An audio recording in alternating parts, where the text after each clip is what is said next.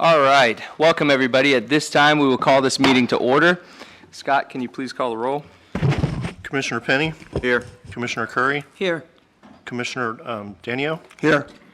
Commissioner Johnson, and Mayor Villa. Here. At this time, I'll ask you all, or remind you, to please turn off any cell phones or electronic devices that make noise, so this meeting won't be interrupted. And I'll also ask you at this time to stand for the invocation led by Commissioner Danio and continue standing for the Pledge of Allegiance. There was a sort of slight mix-up on the invocation, but wouldn't be the same if Commissioner Danio didn't have something to talk about here first. So being it's Christmas season, we're going to just have a quick note on how long it takes Santa to go around the world. Because each household has 2.67 children, and there are about 75 million homes to visit, and the average distance between the homes is 1.63 miles, Santa needs to cover 122 million miles. To cover that distance in 24 hours on Christmas, Santa's sleigh would need to travel a whopping average speed of 5,083,000 miles. My advice to everybody here is to stay out of Santa's way here. All right, let's pray. Father, thank you for tonight, God. We just ask you your guidance and your wisdom and just your Holy Spirit to just be with us tonight, Father. There's a lot of things that have happened this year, and a lot of them haven't been that great. But we know that you're in charge, God, and we know that you'll take care of things at the end of this day. So, God, we lift up all our prayer concerns tonight to you, and we ask you to have your healing hand on all those out there that are affected by this virus. Protect all those on the front lines, and just to continue to be with them, all the families and people that are touched by it. And God, we just pray that this meeting goes according to your will, and we just thank you for it. We ask it in Christ's name. Amen. Amen. I pledge allegiance to the flag of the United States of America and to the republic for which it stands, one nation, under God, indivisible, with liberty and justice for all. Thank you, Commissioner Danio. At this time, we will open up public comments. Is there anyone in the audience that would like to speak to the commission about anything not on our regular agenda tonight? Yes, sir.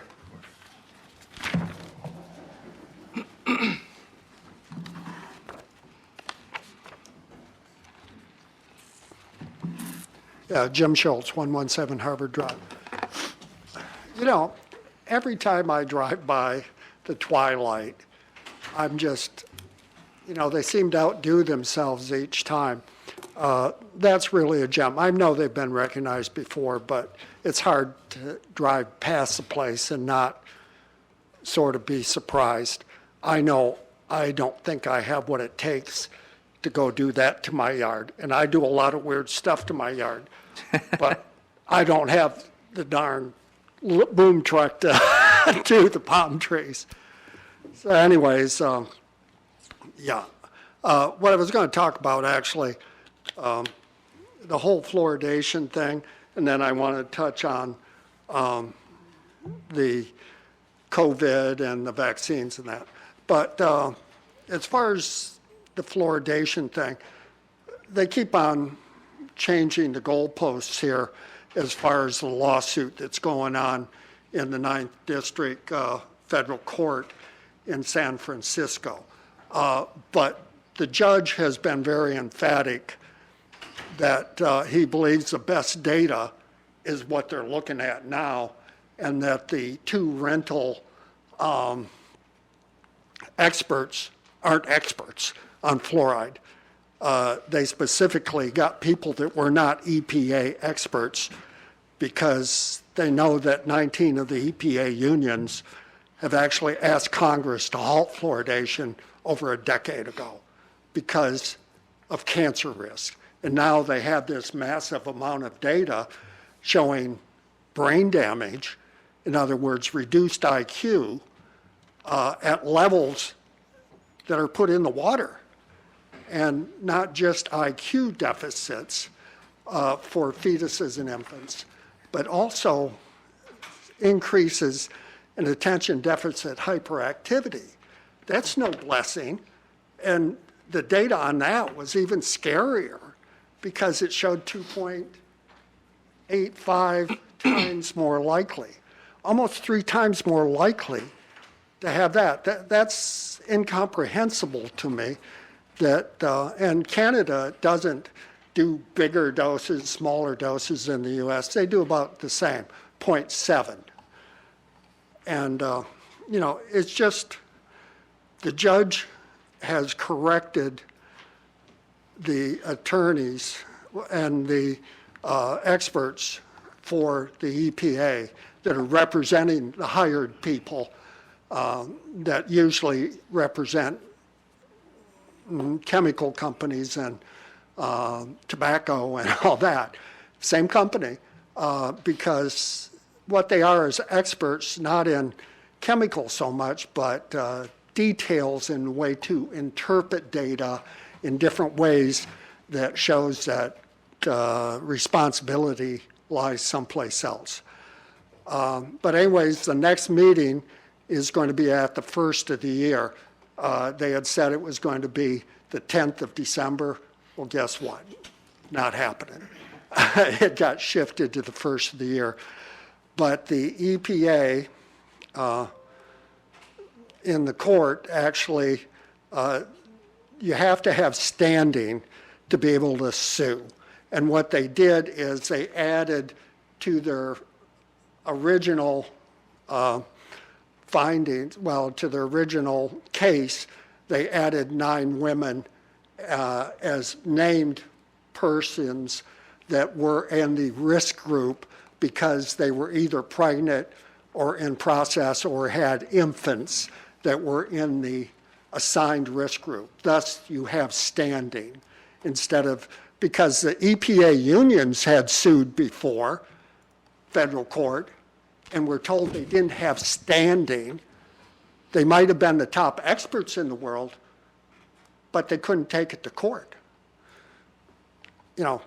So anyways, what's happening on, actually there's been a good turn of affairs as far as on the COVID thing, as far as the testing goes, PCR. The tests that, identifies how many people are testing positive. Problem is PCR is a very elusive type terms because they amplify it so many times that when you get up to the standard number, virtually all of the results are false positives. At 17, you have it. But they actually, usually, the number they shoot for is 40 and 45.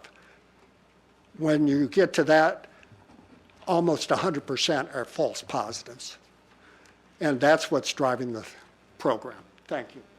Thank you, Mr. Shorts. I couldn't help but to look at your mask. I love it, the American flag, but it looked like the eagle was talking to us when you talked. So it's kind of cool. Yeah, there we go. It's from the bald eagle himself. With that, we'll continue with public comments. Is there anyone else in the audience that would like to speak to the commission about anything not on our regular agenda tonight? Seeing none, I'll close public comments, and we'll move to item 3, the approval of the minutes. Can I have a motion to approve the minutes from the August 11th, 2020 commission meeting, September 22nd, 2020 regular commission meeting, and second public hearing on budget meeting, November 10th, 2020 regular commission, CRA and installation of elected officials meeting, and the November 17th, 2020 workshop session. That's a lot of minutes. So moved. Second. We have a motion and a second. I'll open this up to the public. Is there anyone in the audience that would like to speak to anything on the minutes? Seeing none, I'll close public participation. All those in favor signify by saying aye. Aye. All those opposed, motion carries unanimously.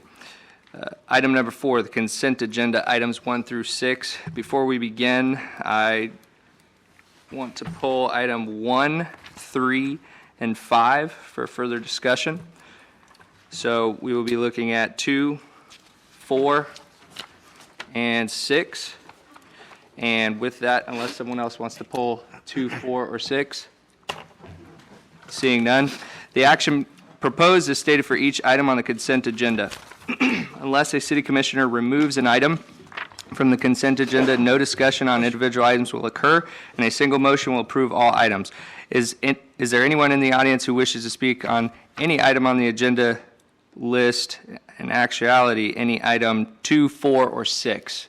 Yes, ma'am.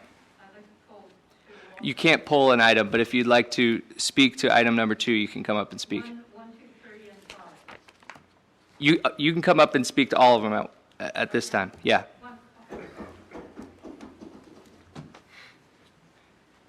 Which items did you say? 1, 1, 2, 3. 2, 5. 3, and 5. So let's take, I've already pulled 1 and 5. So let's go ahead and your comments can be directed towards number 2 right now, resolution appointing 2 members to the Police Pension Board. My thought is it applies Yeah, to state your all name persons. and address for sorry. the record. Heidi Heller, 460 Ridgewood Avenue, I forgot. Thank you, Heidi. Thank you for allowing me to share tonight and be part of the city of Holly Hill. This thought has to apply to all 1, 2, and 3. Okay, then go ahead. As far as, I certainly appreciate the time and effort that the board members have put into their respective boards. It takes dedication, it takes foreplanning, and it takes being awareness of the city's goals and possibilities, and I certainly appreciate that. One thing I'd like to recommend, though, is that the renewal applications does not exist online, does not exist on the bulletin board, and for more people to be involved in the process, they need to be aware of what's going on. And I know emails were sent out to the individual members, but the public didn't have a notice. The only notice the public had was the term ended on the 20th, or December 2020. I would like to recommend that under the notices section in the agenda and minutes, there's a notice section that there is the board is up for renewal if you want to apply now or before a certain date. That wasn't on the bulletin board and it's not on the website. So I'd like to have the opportunity for the public at least to have access to it.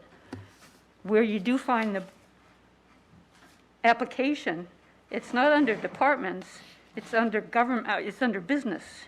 And it just asks the name, first name, phone number, and email. And then you get a choice of what board you want to be on, all of them or the city council.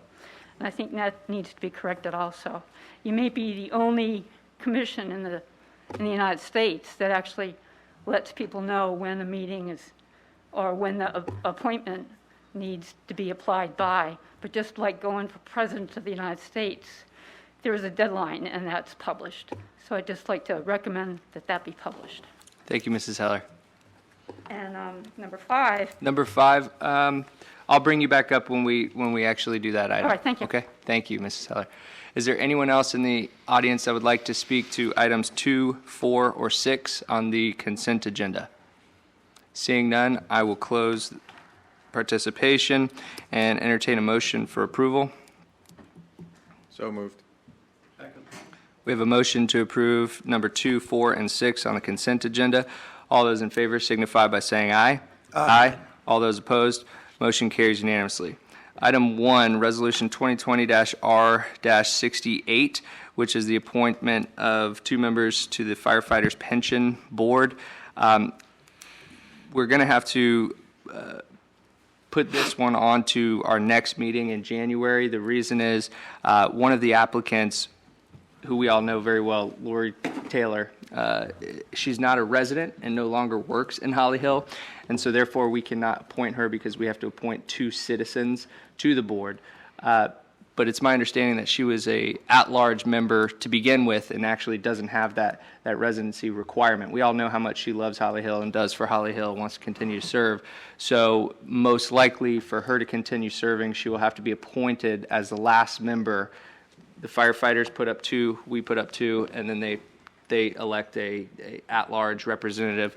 We approve that. So we will need to find one more person to serve on our firefighters pension board, so we can't vote on that tonight. So, yes, Mayor, Mr. Forte. we did talk about this afternoon, about pulling the item, but I want to make another recommendation to you.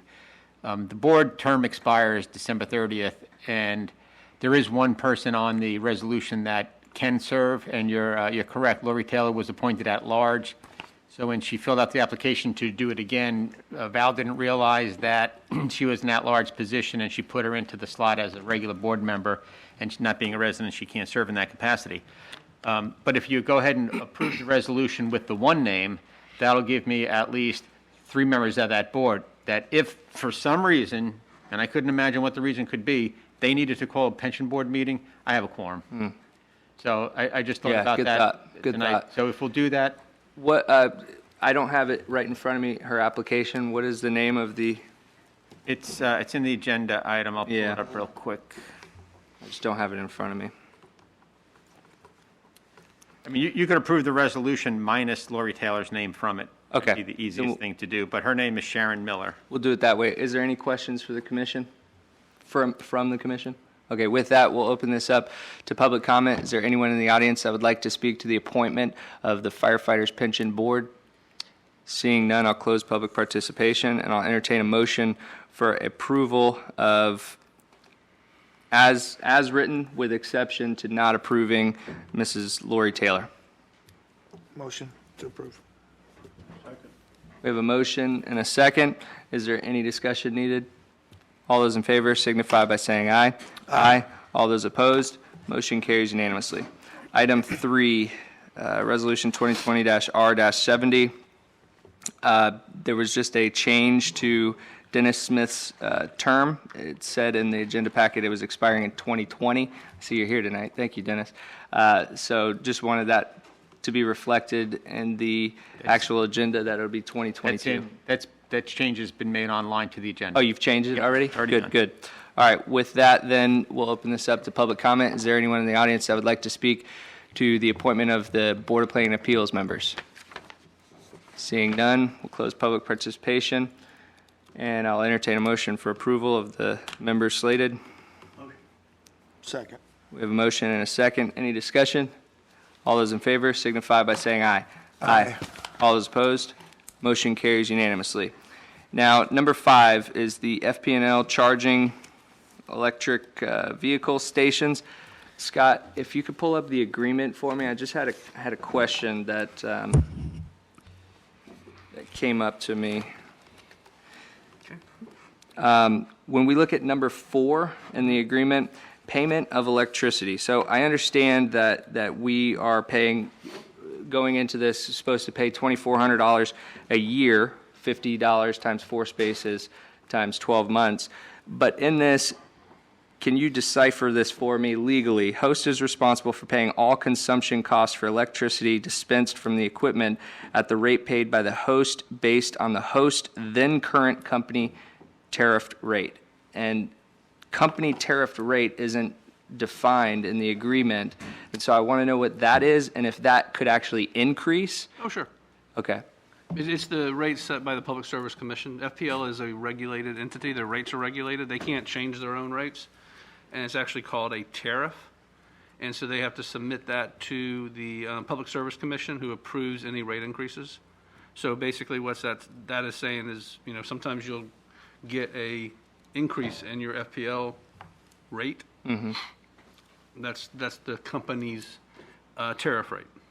So whatever FPL charges, we will pay that electric charge. So where does the $50 per space per month come in? Because I didn't see that in the agreement. Do you know that, Joe? How was that came upon? Estimated usage? Because it seems to me in this agreement, we're not paying $50 a month. We would just be paying whatever the electricity is from the machines. So I just want to be clear on that.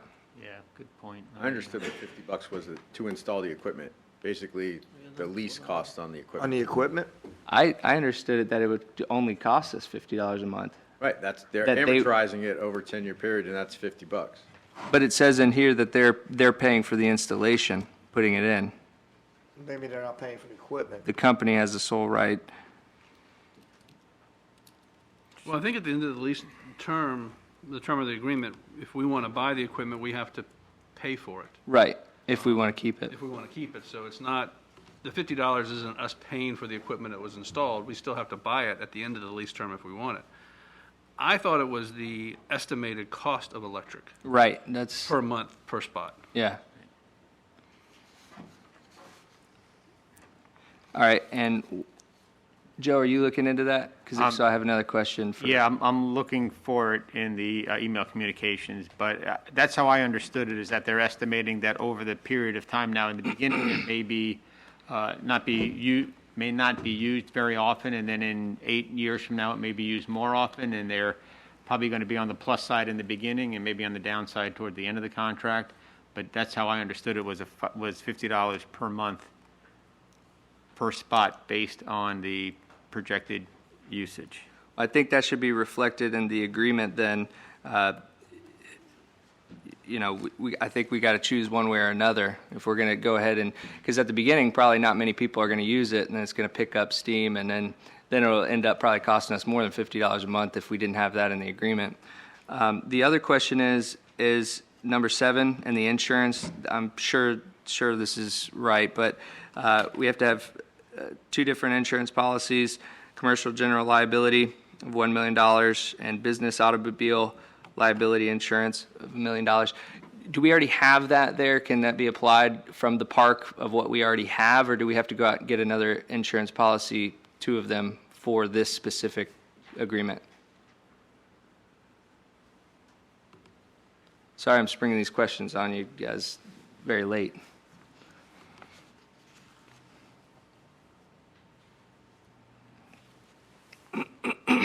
I do not know what our current policy limits are, but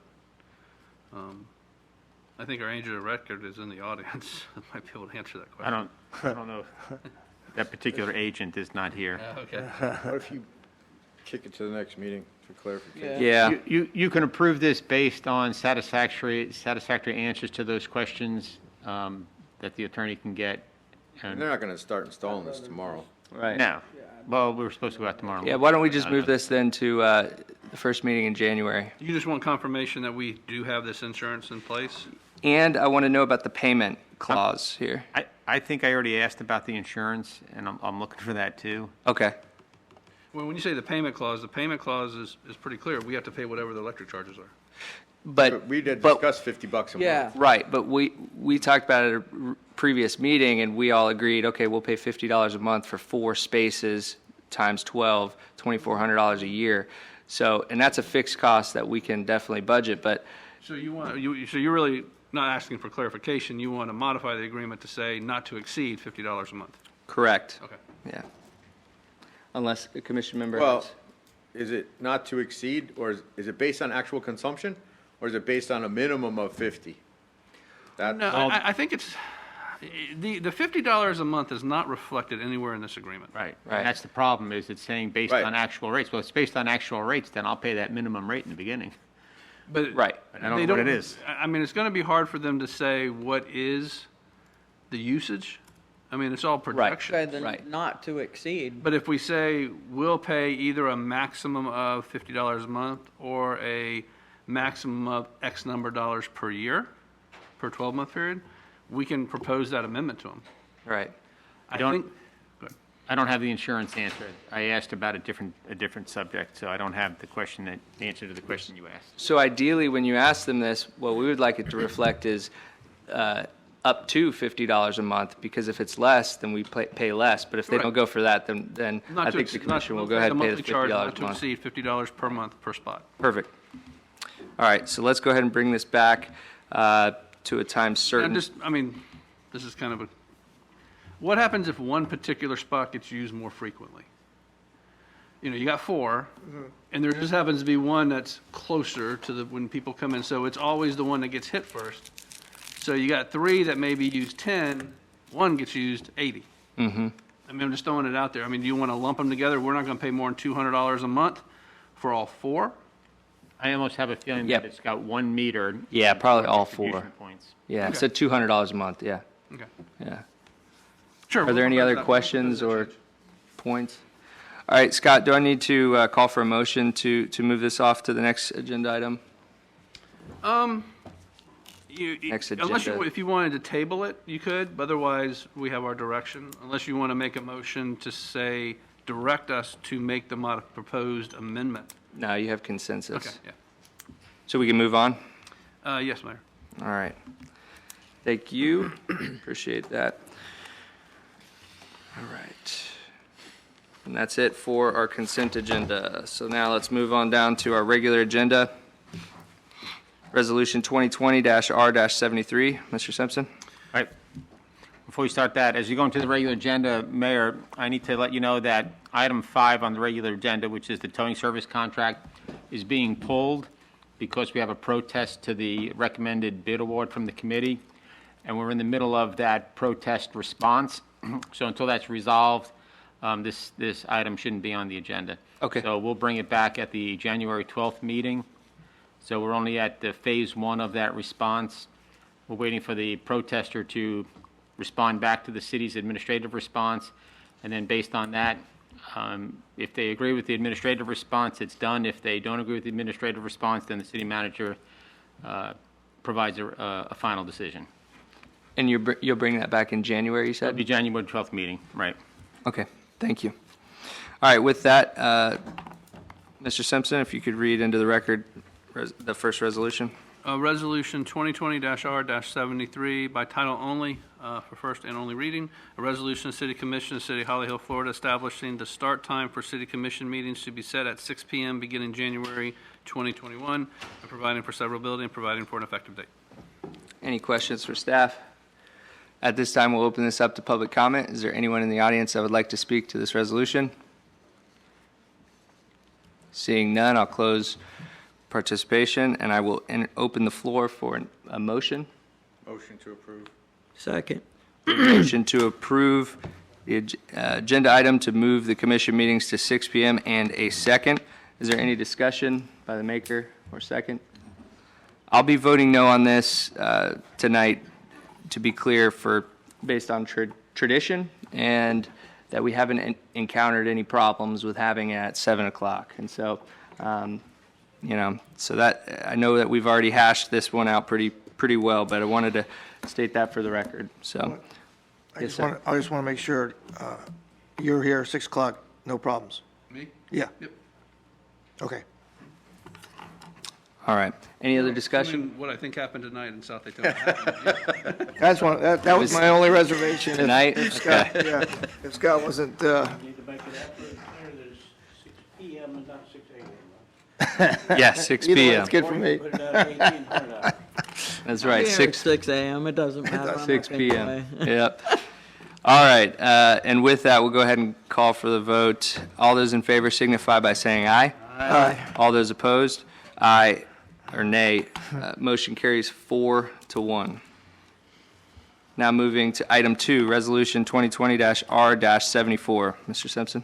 Resolution number 2020-R-74 by title only for first and only reading. Resolution of the City of Holly Hill, Florida, amending the fiscal year 2020-2021 annual operating budget, appropriating open encumbrances and project carryover funds from the fiscal year 2019-2020 to the fiscal year 2020-2021 budget, setting forth revenues and expenditures and providing for an effective date. Mr. Forte, would you like to bring up Ms. Gurney, or?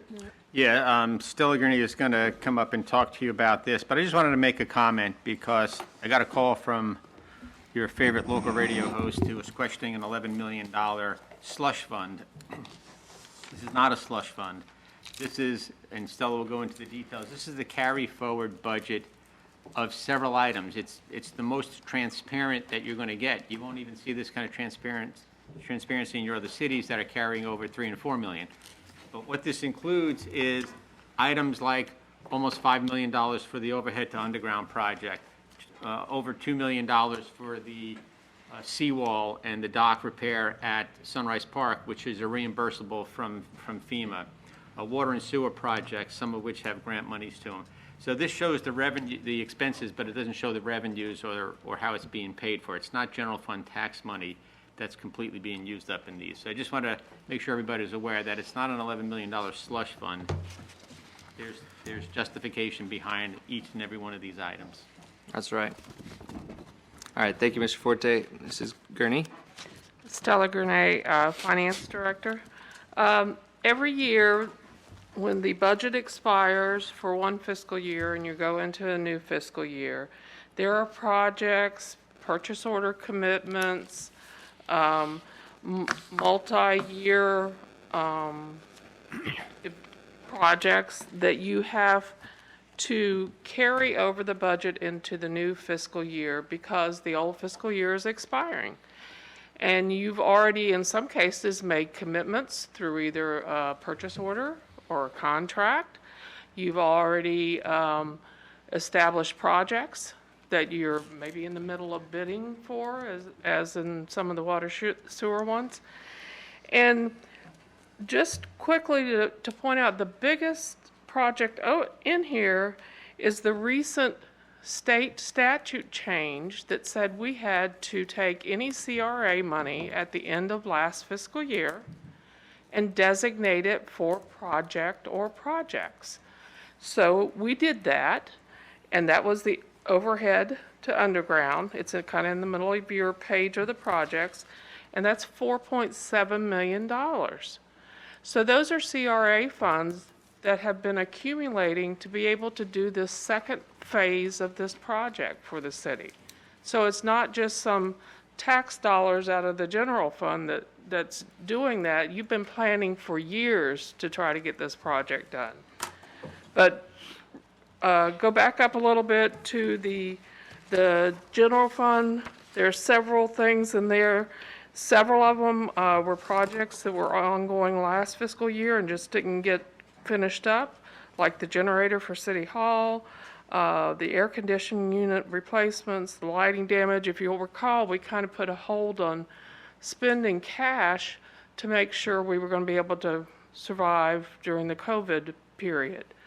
So since we've done that and now we've gotten the CARES Act money to cover the fire department costs, we feel that we can go ahead and get these projects finished up. Also in the general fund, a couple of the other items are we are asking for vehicle replacements. We have several vehicles, 3 of them, 2 in code enforcement, I think it is. We haven't determined exactly which ones. It's definitely going to be 1 in code enforcement, and then we'll make a decision on the other 2. So there's several vehicle replacements that we're asking for that are much needed, that have been put off for years. The other thing is to put a transfer over to the capital fund to be able to start working on the Sunrise Park improvements that this commission talked about. So that's also in there. And then to establish a contingency for the general fund, because we don't have one in the original budget. So this puts $175,000 in there in case some emergency happens during the year. We'll have the flexibility to be able to have the funds readily available without having to immediately come back and try to find through a budget resolution. The roadway surfacing is just an amount that didn't get paid by the end of the fiscal year. That was the last paving that was done. It has to be paid. I think it was actually paid in October timeframe, but the budget has to carry over. The Fountainhead incentive, of course, is that development agreement, and that's the funds that are left in it that have to carry over for that agreement. And on the next page, we have some overhead to underground. That was the first phase that there's still some payments due out for that are not finished up on. And the pickleball, there was some payments that weren't quite finished on it, $61,000 for that one. In the 301 fund, that's the capital projects, the general capital projects fund. We have the Public Works building that we were going to do last year, but again, because we put a hold on spending for COVID, we didn't do. And then most all of the Sunrise Park ones are tied, the next 3 are tied into grants and FEMA. And hopefully getting those dollars to get those repairs finally done. Mm-hmm. Then the Veterans Flagpole, if you'll remember, we were going to do that last year, and so now we're carrying it over. The portable radio upgrade, that's the reserve that we established for police, fire, and other radios because the county is changing their system. The fire truck reserve we established again last year, where we were trying to build up a reserve to be able to get the new fire truck. The ERP upgrade, that project has been going on for several years, and we're hoping that next year we can make some additional progress in that area. In the water sewer fund, the operating fund, there were the water tower painting that was going to happen last year, and again, we put on hold. The auto flushing devices that also, I believe, were going to happen last year. And then a few of the other things were actually, I believe, purchase orders or items that needed to be purchased. In the 407, which is the water sewer R&R fund, you'll see there's numerous projects there, 1, 2, 3 different lift stations, and they're in different timing. And Antoine can probably tell you better than me. Some of them are just in the planning stage. Some of them are in the middle of being bid out. Some of them will be bid out. The SCADA system still has some final things. It's primarily done, but it still has some final things that need to be done. And the bid did go out for the water main at Birmingham. And then on the last page, also in the 407 fund, the aerated walkway, again, was a this year project that just got started. Wellfield upgrades, we put on hold, but now we're bringing back, and the softener. And then going down into the 461 fund, which is the stormwater fund, there's actually four projects that were started in 2019 that, again, are in different phases. And then the last item was the money that was moved from, what was the name of the pond that we were going to move to Mirage? Mirage. We're moving to Mirage, but I forget the name of the pond where it was designated before. Between, by 8th Street. Flomish? No, where's Antoine? Antoine, what was that? Espanola. Espanola. No. No? Spinola's right here. That's on 8th Street. No. One that we're selling the property for. Yeah. Oh, Anyway. Yeah, we all know it, but we can't say you can look it up on the Say- map. Yeah, but we can look it up for you. Ferndale. Ferndale, that's, thank you. Ding, ding, ding. you get the prize. Yeah. And then in the IT area, we had purchased a lot of stuff due to the COVID situations, like some of the cameras in here, the remote cameras for meetings, microphones, and so forth. And that's what the carryover is in there. And then through several of the funds, you saw a GPS tracking system addition. And that's pretty much it. Okay. All right. Are there any questions for Stella from the commission? Thank you, Stella. Is there anyone in the audience that would like to speak on this item tonight?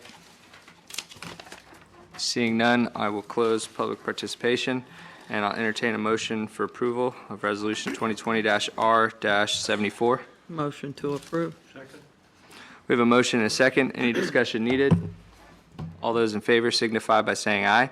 Aye. All those opposed, motion carries unanimously. Moving to item 3 on the regular agenda, Resolution 2020-R-75. Resolution number 2020-R-75 by title only for first and only reading.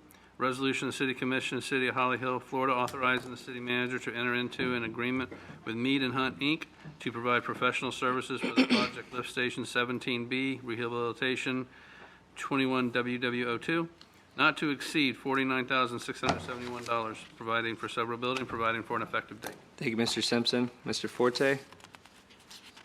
This is the engineering work for Mead and Hunt to do the design on this lift station. If you have any specific questions, I could have Antoine come up to address them.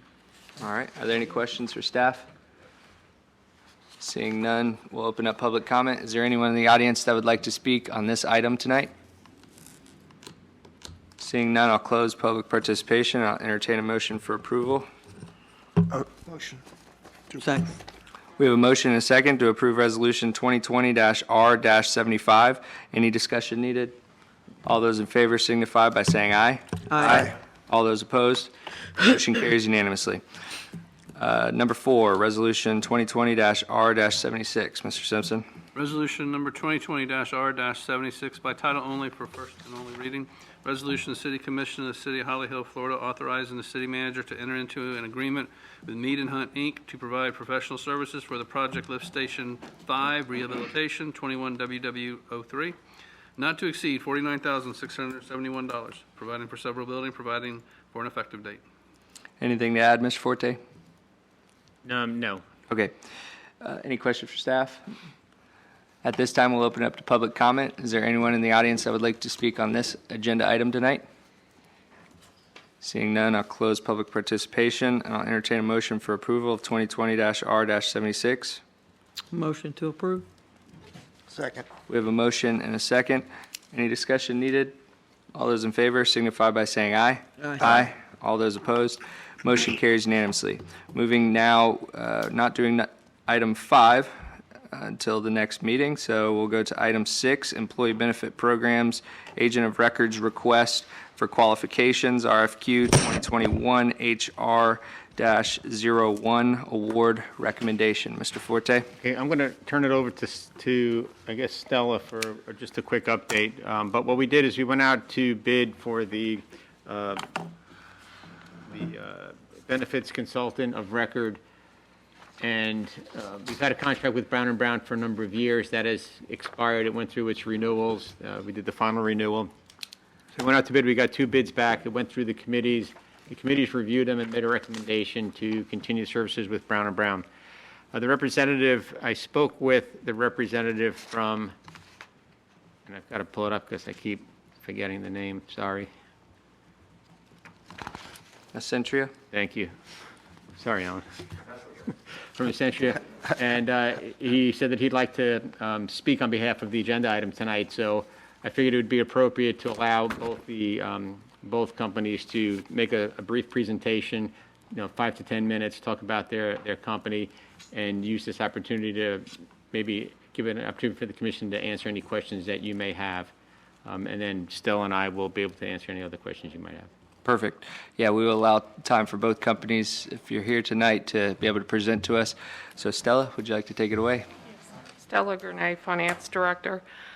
We did put out for bid employee benefit agent of record, and it followed the normal required bid procedures. After the bids came in, the review committee met, and based on the established criteria of the request for submittal, the review committee felt that Brown & Brown submittal was more closely met to the needs of the city of Holly Hill. This recommendation was based primarily on a higher level of municipal experience, demonstrated financial capability, and a large number of rankings as a preferred vendor status among insurance providers, both medical and ancillary programs. The committee's bid scores are attached to the agenda item. Thank you very much, Stella. Are there any questions for staff at this time? All right. So at this time, we will open this up for presentations. I'll go ahead and let the representatives from Brown & Brown, or are you pulling up a, okay, well, we'll go Essentia first. Yes. Mr. Flores. Thank you. Go ahead and give us a presentation. If we have any questions, we'll stop you in the middle of the presentation. Is that okay? Of course. All right. Take it away. State your name and address, who you work for the record, please. Okay, Alan Flores. I work for Foundation Risk Partners, and my address is not in Holly Hill. I'm in Ormond Beach, 225 Landmark Circle. And I really appreciate this opportunity. Thank you, Mr. Forte, and thank you, Mayor, City Commissioners, and City staff. So what I wanted to do is actually, Mr. Forte was a perfect example of why I'm here. We're not well known, right? And so one of the things that I want to take advantage of is to introduce this organization, because if not now, certainly in the future, we want to work with the City of Holly Hill. Many of you know me. Many of you know our company. We are down the street, and in just 3 years, we've become the 20th largest insurance brokerage in the United States. We are now at $300 million of revenue. And we wanted to let you know about us because we can provide services for you in the future. And so one of the things that you should keep in mind is that I've had the honor of providing insurance services for public entities for 15 years. In fact, most of that experience comes from Brown & Brown. And in that time, one thing I learned is that staff recommendation is golden. So I get it. And so I'm not here necessarily to push you on that, because I understand there's a process that has to go through. So I have a number of points that I think should be taken into consideration in the future, and I want you to get to know our firm. So first off, Essentia Public Risk is a company of Foundation Risk Partners. As I was mentioning earlier, Foundation Risk has quickly grown. We're the fastest growing agency in the United States. And so we, right now in the state of Florida, have 45 offices, 1,300 professionals in 13 different states, and our premium volume exceeds $2 billion. These are some of the public entities that we represent in the state of Florida, and we're quickly growing that. In fact, this list doesn't include 4 cities, Apopka, Doral, North Miami, Miami Gardens, that we just recently acquired. And this gives you a nice sense of where we are nationally. And so one of the things that I think is important is when competing in these types of bids, understanding our sophistication and our wherewithal. And so we are in, like I said, this says 12 states, but today we're in Louisville, Kentucky, so that closed today. And one of the things that our national footprint brings is a great deal of experience in the employee benefits arena. And so I bring these up because these are national brand clients that some of them are 5,000, 10,000. IKEA is 30,000 employees. And so we certainly have the services to provide any municipality in the state of Florida, especially Holly Hill. Okay, one of the things that was mentioned, and is a very important thing to look at that the staff did a great job of evaluating, is what is your status with the carriers, right? And so at the end of the day, all of us brokers play a little game in which we say we have a better relationship than anybody. And, you know, in some instances that's the case. But really what happens is that these tier statuses that you obtain from carriers are obtained in an official capacity, and so whatever benefits that one gets for that tier, the other gets for the tier. And so because our organization has over $100 million of revenue in the benefits arena, we're with the highest status with all the major carriers across the country. Now, a particular note is I personally know and work with Florida Healthcare and understand that Florida Healthcare plans is near and dear to a lot of cities, especially in Volusia County. And so one of the things that you should note is not only do we represent Florida Healthcare, not only do we have the highest status with Florida Blue, but in fact, they're our client. So they rely on us to provide dental, vision, and other ancillary plans to them. And in fact, there's a financial product called Stop Loss for their medical plan that we provide for them. So they trust us. Okay. So here's a little bit about, and I promise you this won't go too long. Joe said 5 to 10. I timed myself at 7.5 minutes, so I'm meeting you at the halfway, I think, Joe. You're fine. You don't have to speed. So one of the distinctive areas that we like to talk about is the fact how we're structured and what our service model is.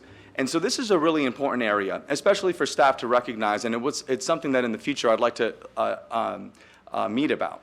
And that is that we're divided up into 6 different units among 350 employees that only work on employee benefits. Of those 350 employees, only 30 of them are in the sales process. Only 30 of them are producers. The rest of them are in one of these departments. And so the way that we have it set up is you are focused certain expertise and professionals in their specific areas so that you don't have to have an agent that is a jack of all trades. And so, for example, the plan management, compliance, health advocacy, education, communication, we have people that specialize only in these areas to support the account representative that helps the municipality or whatever account we have. And so this allows us to provide a higher level of sophistication in service, analytics, technical support, and the most innovative options out there. In fact, most of our team members are published nationally. Okay, so what does a broker do? What's the most important thing we can do? Whether it's Brown & Brown, whether it's us. The most important thing we can do is negotiate on your behalf with the carriers. And what's important, you have to create deal tension.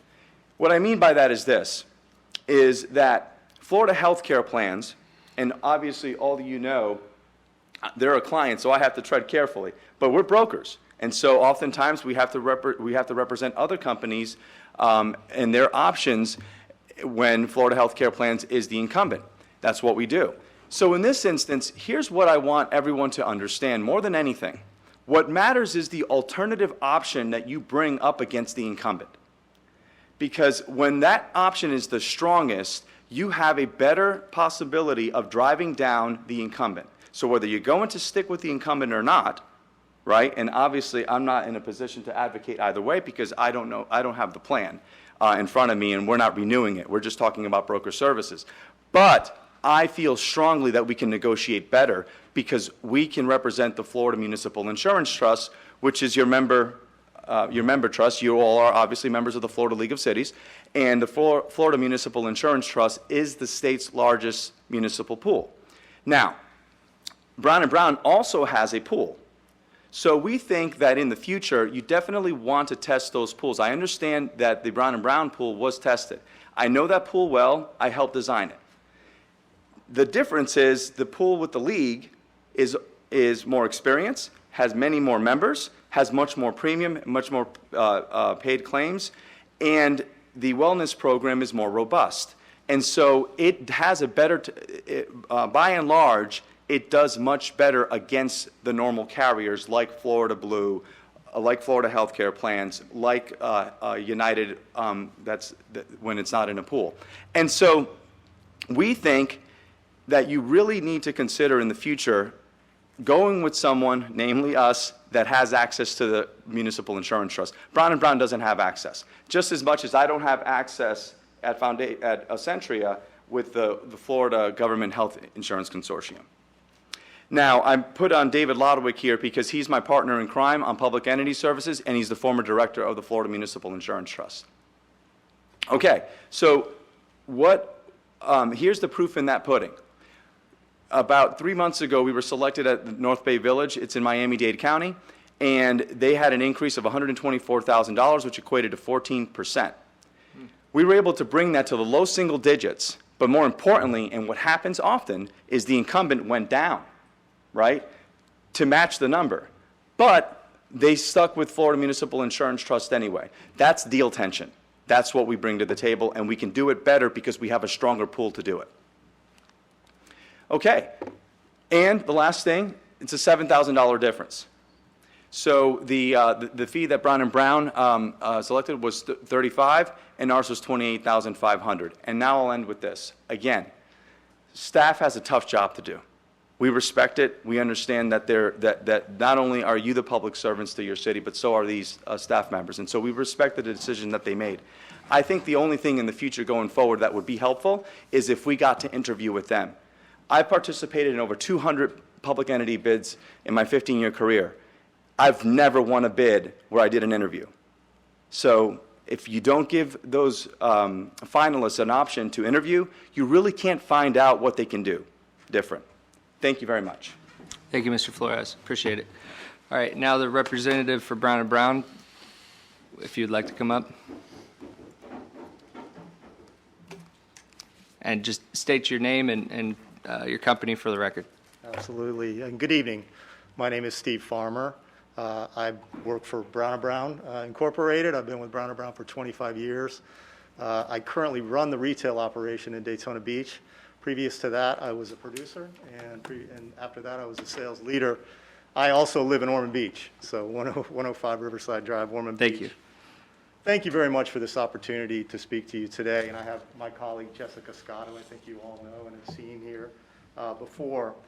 And I want to take this opportunity to thank the City of Holly Hill, first of all, for their partnership. As Alan mentioned, we've been working with you for a very long time, over 10 years on the benefits program, and we really appreciate that. It's a partnership that extends far beyond the placement of insurance. And we're very proud of that, but I know we're here today to talk about item number 6. Here are the facts. We participated in a fair and thorough RFQ process, thanks to Mr. Forte and Stella and the team. We submitted a detailed bid document. We've been ranked #1, and staff has recommended to you that Brown & Brown most closely meets the needs of the city of Holly Hill. We've also provided you with excellent results over the years, and I think that's a very, very important piece of this. The big document clearly states our expertise in this space. I think locally here, we write 12 public entities and write the benefits insurance for those 12 public entities. And across the state, out of Daytona Beach, we place the benefits for over 40 public entities. So we've been doing this for a very long time. I think one of the benefits of being the incumbent agent and somebody that's worked with you for a very long time and having a long relationship with you is that we have a body of work to discuss. And I'd like to turn it over to Jessica to kind of talk about what we've been working with the city of Holly Hill on, some of the plans that we have for the future, and some of the things that we've accomplished together as a team. So Jessica? I'm going to take this off. Yeah, feel free to. Thank you. Yeah, it's harder a to lot talk easier with, so, yep. for you to hear Just me. state your name for the record so we have it clear. Sure. Good evening. I'm Jessica Scott with Brown & Brown Insurance. My address is 91 Orchard Lane, also Ormond Beach. Thank you for having us here tonight, and we do appreciate staff's recommendation to continue our contract. So as Steve mentioned, I just wanted to highlight some bullet points of our experience with the city and our partnership with the city, which we've really appreciated. Myself, I've worked with the city for around 10 years, so it's been a long relationship and one that I value very much. So as Steve stated, we do work with the majority of the municipalities, local governments, specific to this area. I work with several of them, and then my colleagues work with the rest of them. The majority of them are with Florida Healthcare plans. However, not all of them are, and some have gone back and forth between carriers. So we do have experience both with Florida Healthcare and the other insurance carriers as well, fully insured relationships as well as self-funded. And so basically with Florida Healthcare being a local service provider, there is a value to that, and obviously the city of Holly Hill has seen that value over the years. Part of that value is they're right down the street, and we have access to their leadership team, of which I've arranged several meetings between ourselves, the leadership team at Florida Healthcare, to meet with Mr. Forte, Stella, and Diane to discuss renewals over the years and to further develop some initiatives for city employees and wellness programs. So through these discussions, we've been able to create customized programs for our clients, and that is another benefit to Florida Healthcare, as they really do listen to the needs of their local clients and try to develop programs, usually free of charge or very low cost. So going into 2021, with some results of these discussions have been that we've negotiated free clinic and urgent care services and primary care services for the city employees next year. And that's even for employees that have the HSA plan, which has been a huge benefit for some of our other local municipalities that have implemented HSA plans. Another thing I wanted to note is that since Mr. Forte has joined the city, I've seen the claims experience improve drastically over the time, and that's really helped the city's rates to remain pretty much flat over the last 5 years. There are negotiations that take place. There are instances where we do use other carriers or go out to other carriers and explore other programs to see if it makes sense to make a move or retain Florida Healthcare. And in the past 5 years, or really over the last several years, you all have retained Florida Healthcare for many reasons. But with good claims experience, there are opportunities to save money. And as you probably know, there's not a lot of decreases put on the table when you're fully insured. It does happen from time to time, and I have had that experience with Florida Healthcare, but it doesn't happen year over year. So I think you're in you have an opportunity with the good claims experience to definitely explore other opportunities. And we do represent captives, consortiums, self-funded plans, pretty much every option out there. And we're happy to bring those to the table. And as Mr. Flores mentioned, we did talk about or bring the consortium forward this year, but it just didn't make sense to make that move. But there is an opportunity within some of these programs that are self-funded or not exactly fully insured where you can end up saving money year over year. So it is something to explore. And if you retain us and retain our services, we would absolutely welcome the League of Cities to be part of that bid process and submit a bid so you can really look at all of your options year over year. And I just also want to mention that I've been with Brown & Brown for 15 years, so I have a lot of experience transitioning groups from Florida healthcare plans to other networks and other funding arrangements. I'm actually in the process of doing that with 2 of my clients right now. So I do know the challenges that come up. I can anticipate those and plan for those and help make that transition as easy as possible should you ever want to do that. So in closing, I just wanted to say that I'm confident that our company has provided superior service for the city, your team, and your employees, and we hopefully have been a great community partner with you. So we genuinely appreciate the partnership that we've had, at least over the 10 years, and we are excited about the opportunities that lie ahead for the city, and we hope to be a part of that. All right, thank you guys very much. Thank you. Is there any questions for Brown & Brown? All right, thank you. All right, at this time, we'll go ahead and open this up to public comment. If there's anyone in the audience that would like to speak on this item tonight. Seeing none, I'll close public participation. Joe, you look like you have something to add. Do you? Add, subtract, just a comment. And we can open it up for discussion. Yeah, you know, we've had a good long relationship with Brown & Brown. We know the players there. We have not had a relationship with Alan and his company, but some of us know them and know them personally. They're both 2 good companies. So whatever decision you make tonight, I don't think we're going to get a bad service. I will throw this out there for you: is the term and duration of the contract is actually a 1-year contract with 3 one-year renewals.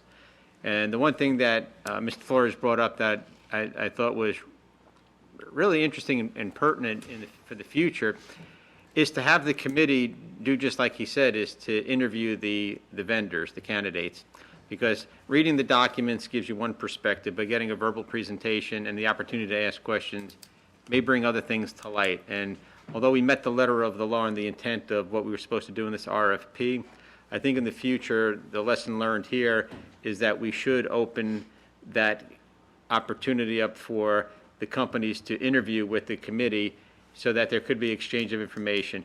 I'm going to tell you this, and I'll give Commissioner Penny credit. I don't like insurance. It's confusing, it's a pain, and it's just not my area of expertise. Put my kids through college. You want to make pizzas for a living? I'd rather make pizza. Okay. Frankly. I can do that. But insurance is very confusing. And although this part of the insurance, the agent of record, is not as confusing as the work that they bring us.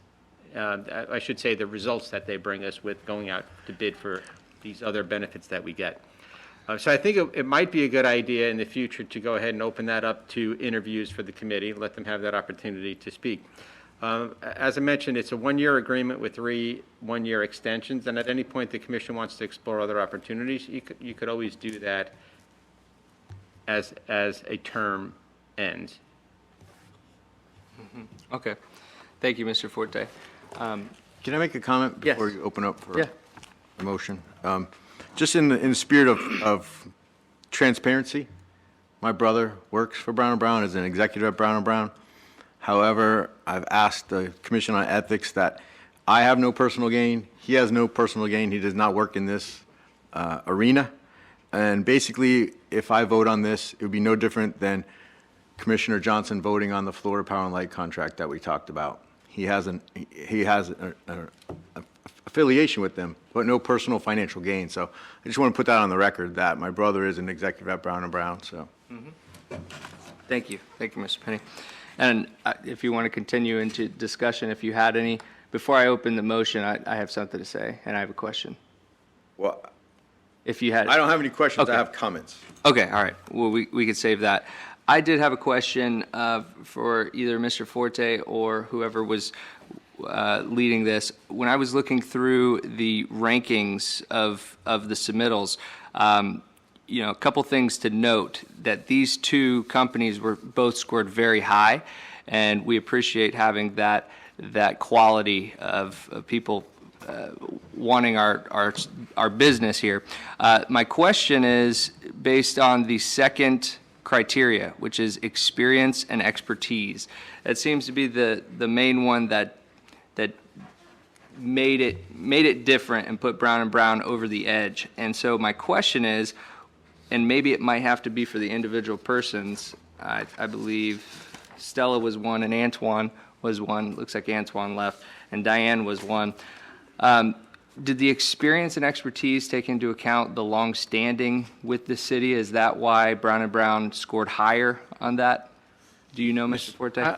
I don't know specifically, and I don't know if it's appropriate to ask the committee members. But here's the thing with the score sheets that you have to understand. The individual scores of each block aren't as important as the final number, giving them their ranking. And what I mean by that is you may have someone that happens to score at the high end of the scale and someone that happens to score at a lower end of the scale. It's just to give them a ranking. And when you have only two candidates, you're only going to rank one or two. But when you have a contract or a proposal that there's 14 or 18 or 20 of them, those numbers are all over the board. So the only thing that matters is at the end of the evaluation is where they rank in your specific categories, and then you compare them to all the others. So even if there was a big spread between them, or if there was a 1-point spread between them, it was just for that individual reviewer to create a rank. All right, Mr. Mayor, can I comment on that? Yep. I had the pleasure of being voluntold by you guys to serve on the auditing committee when we were selected our last auditor. It's basically the same criteria. Scope of service is 35 points, expertise 30 points, fees are 30 points.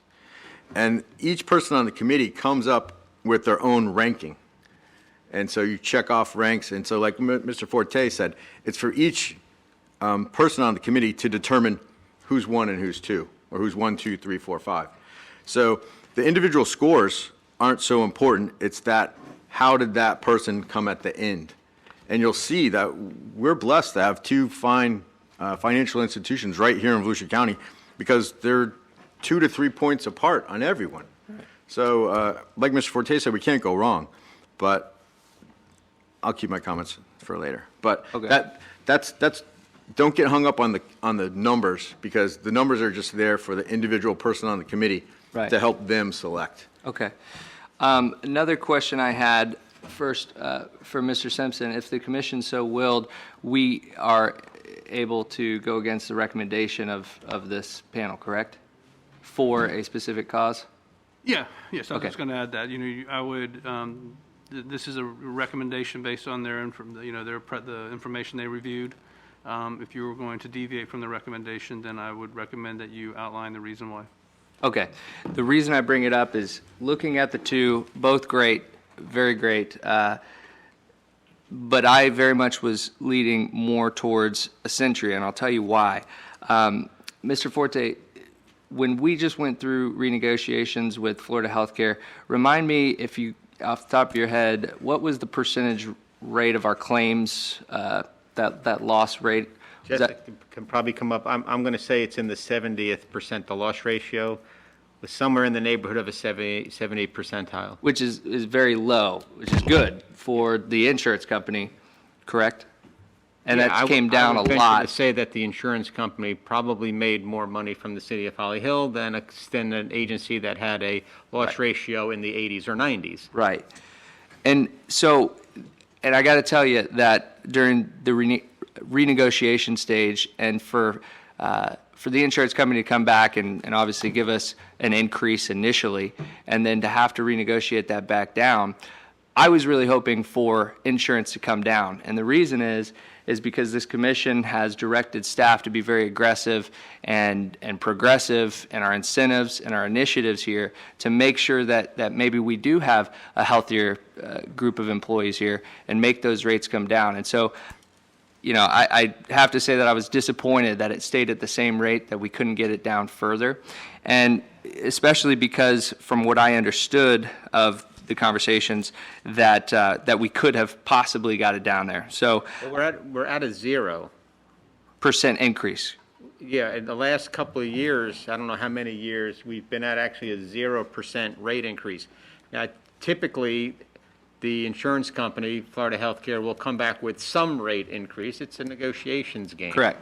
And then we go back and we argue, why is there an increase? We've done so good, and we try to get it down, and that's actually the agent of record's responsibility. And I did get involved, and we did have a meeting with the agent of record and the representatives from Florida Healthcare, and we had another tabletop discussion, and I actually wanted to try to get it to go into the negative, into Right. a reduction, which is basically unheard of in the insurance industry, but at least I posed the question, but, Well, I wonder what our claim rate, and maybe that's for an insurance person to answer, but what our claim rate would have to be able to get a lower, a decrease on our.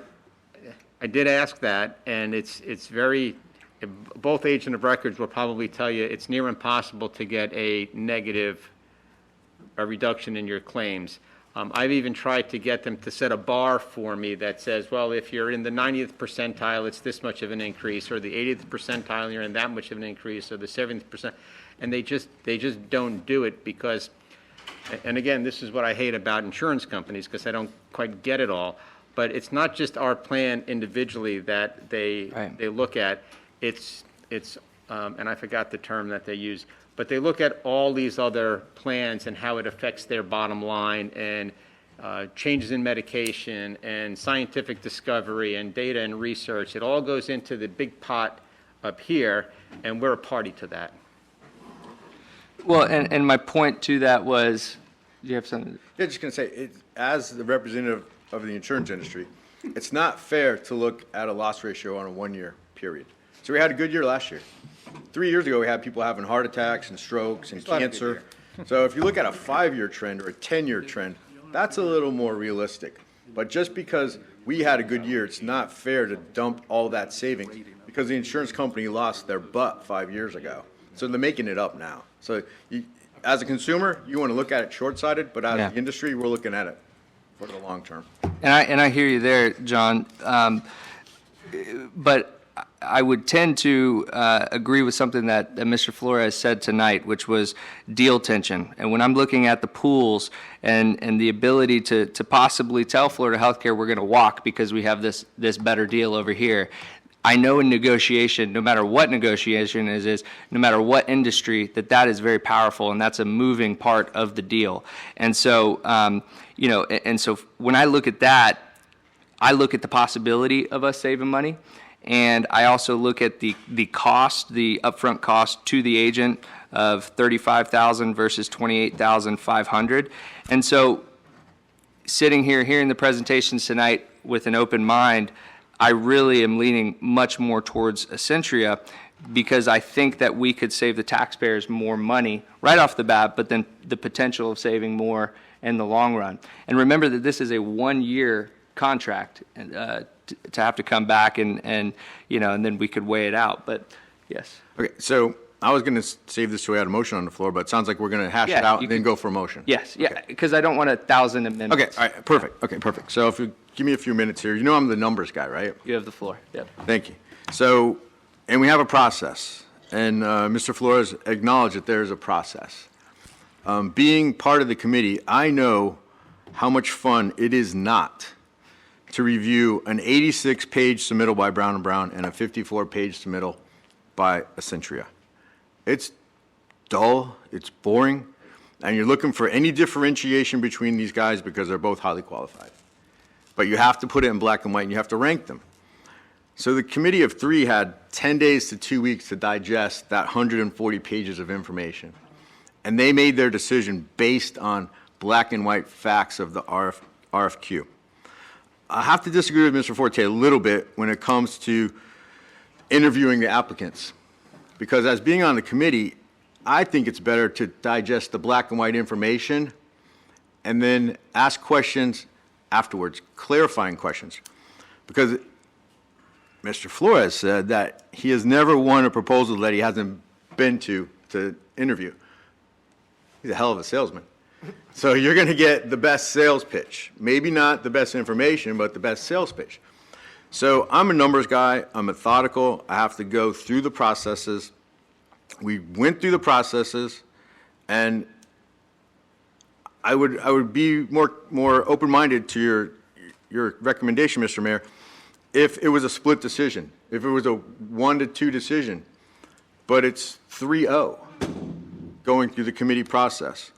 So I have to have some overwhelming evidence come before me in the 30 minutes that I've had to make this decision to overturn the committee. So I will have to disagree with you. I would go towards Brown & Brown just because of the process.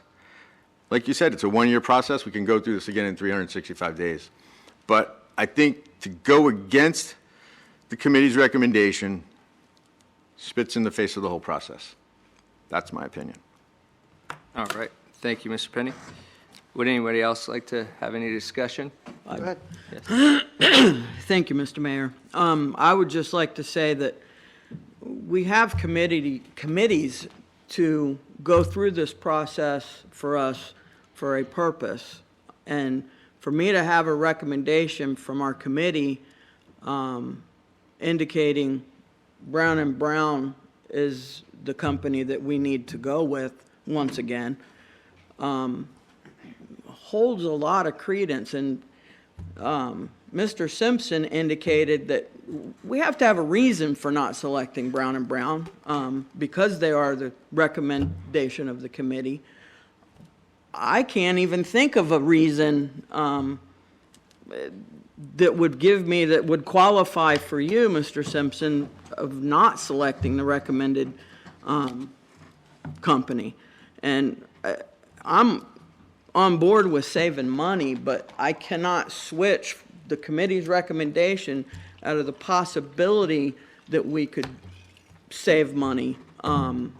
So for this 1-year stint anyway, I would have to go along with the committee's recommendation. And Mr. Flores acknowledged that we do have a process, and he would just like to be able to, in the future, expand upon what the process for the committee is. And I think it's a good idea that the committee members are able to question the companies that put in their bids.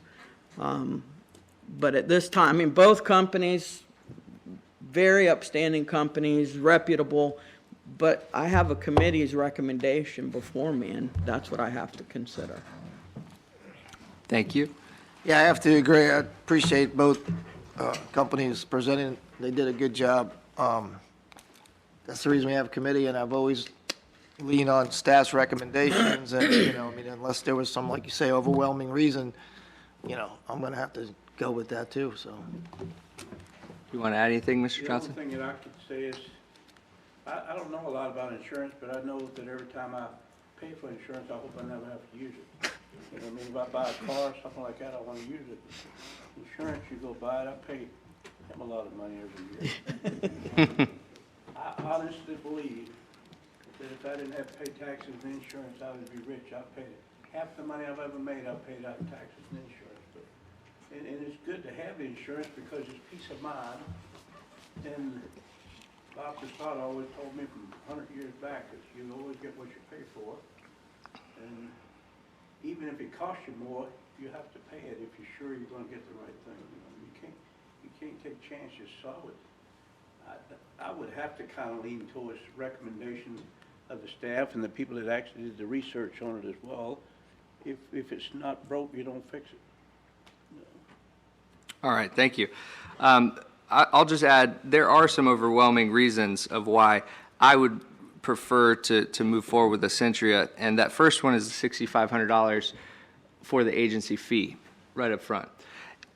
I don't see us, if we switch, getting a worse deal with the actual agency that is actually the agent for Florida Healthcare. The other thing, as I said before, the client pool, 64 versus 8. You bring 64 to the table, and it's a much bigger pool. And the other thing that I would say is, so that would lead to the possibility of saving more money. I don't see it as a possibility of our insurance going further up than what Brown & Brown's is. And I want to make sure that I'm not beating you guys up. I'm not trying to do that. But we up here sit as a body to look at the recommendations. Doesn't mean we have to take these recommendations. The question was if there's overwhelming reason, $6,500 right off the bat. That's an overwhelming reason for me. Another one is that these rankings, as we said, are extremely close. 1 point, 2 point, 5 points on one of them. And the main difference is the experience and expertise. And I would argue, looking at the data and the facts, that they have just as much experience and just as much expertise coming to the table. So I don't see us losing anything. I see us gaining, and the reason would, right off the bat, $6,500 right on the contract, and the possibility to create deal tension and to negotiate that down. We have to remember that when we get recommendations, 9 times out of 10, I'm going to go with a panel that sat down to take the time to do this. But it doesn't mean that we always have to agree with it. We have to be the deciding vote, the deciding factor. So if the Board of Planning and Appeals, that gives a lot of their time, comes up and says, we 5-0 approved someone building right to the river, please allow it, Commission, we can say no. And so that's my point. So I don't want us to get lost in recommendations. Our staff works very hard for us. They are experts. That's why we pay them the money that we pay them to give us good advice. But at the end of the day, the only people that we report to are the citizens. So, and that may be for future reference, but I just wanted to make that point clear. Yes, Mr. Petty. I just have to say that the selection committee wholeheartedly agree with you, unanimously, when it came to the $6,500. They ranked Brown & Brown lower than Essentia.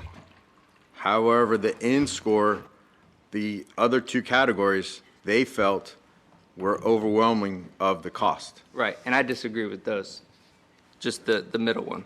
That was the point. Right, but not to put you on the spot, but did you read the 140 pages of documents that were submitted? I read through our agenda, and I have most of it here, yes.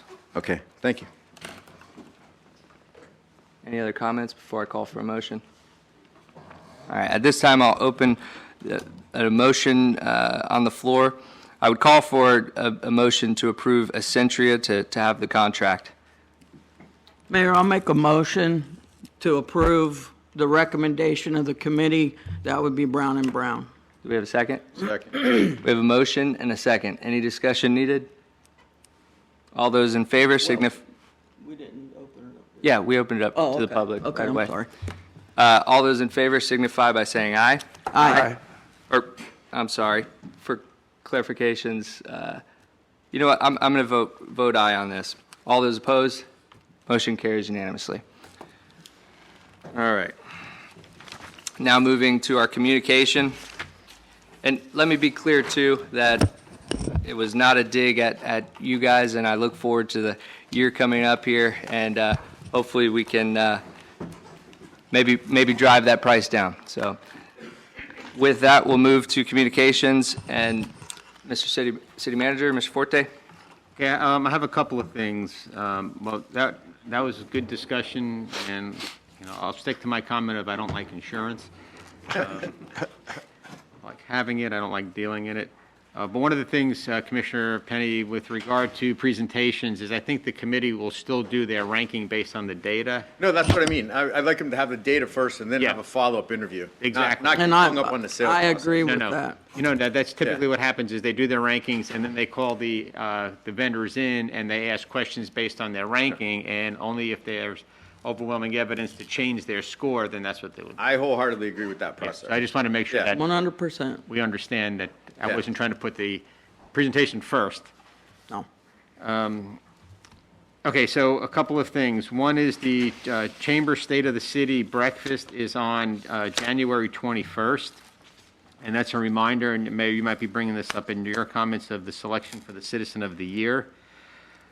There is also a Chamber Member Appreciation event on 12/17 at Pictona at 6 p.m.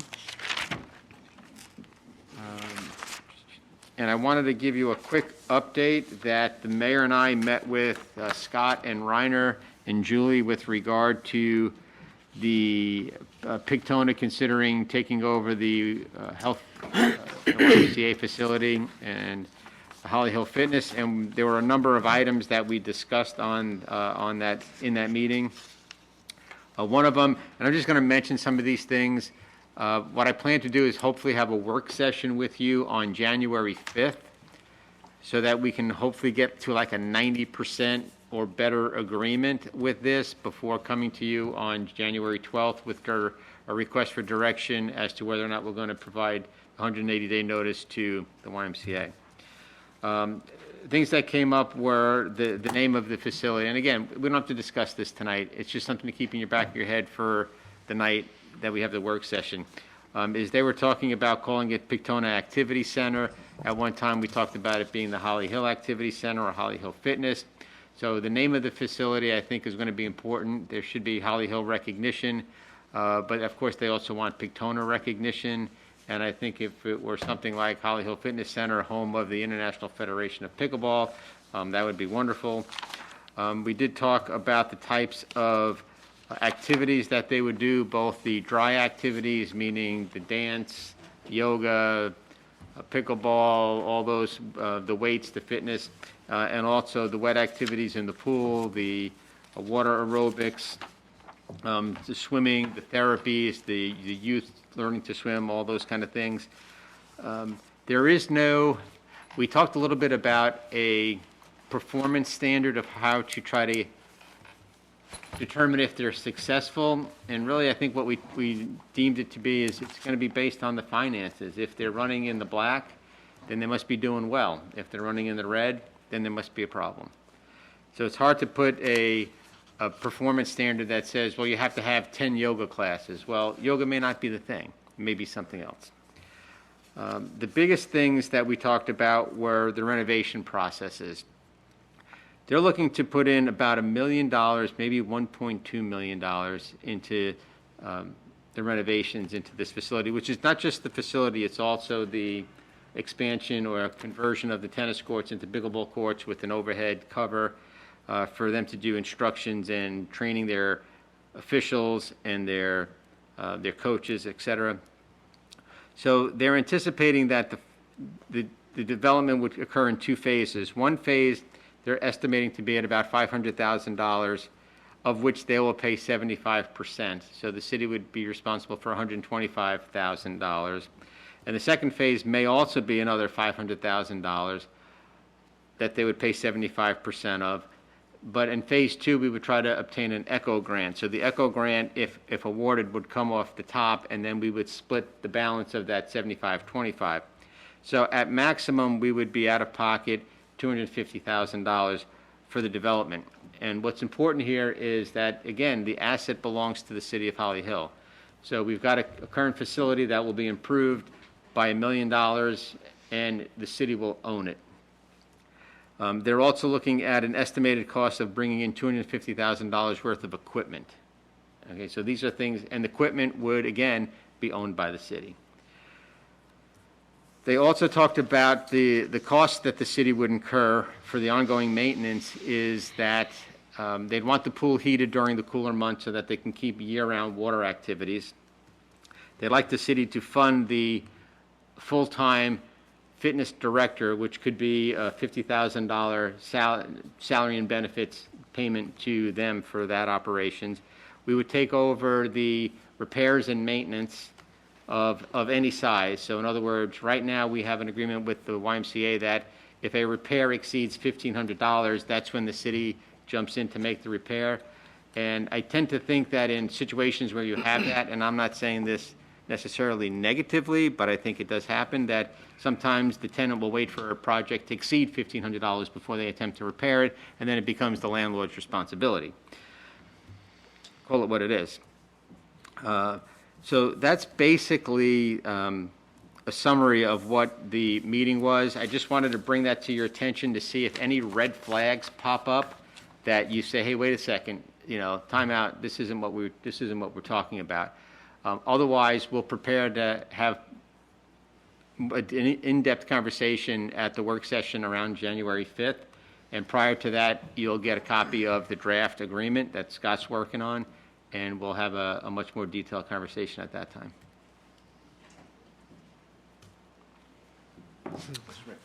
Yes, sorry. So Joe, basically, you're looking at approximately a $10,000 a year more contribution towards the facility. Plus the 5,000. maintenance For operating, right? 5,000, because it's 45 now. Then you got just talking about to heat the pool. Heating the pool. Oh, yeah, so, yeah. But weren't they talking about somewhere if there was a profit threshold that would be returned to the city? Yes, it's in the agreement that if they had a profit that exceeded $50,000, that money would be returned to the city. And the reason they chose $50,000 is because you may have fat years and you may have lean years. So they want to have a reserve to handle new programming that they want to put in, or new equipment that they want to put in, or they may have a lean year where, like we went through this with COVID-19, and they need that to kind of balance the books a little bit.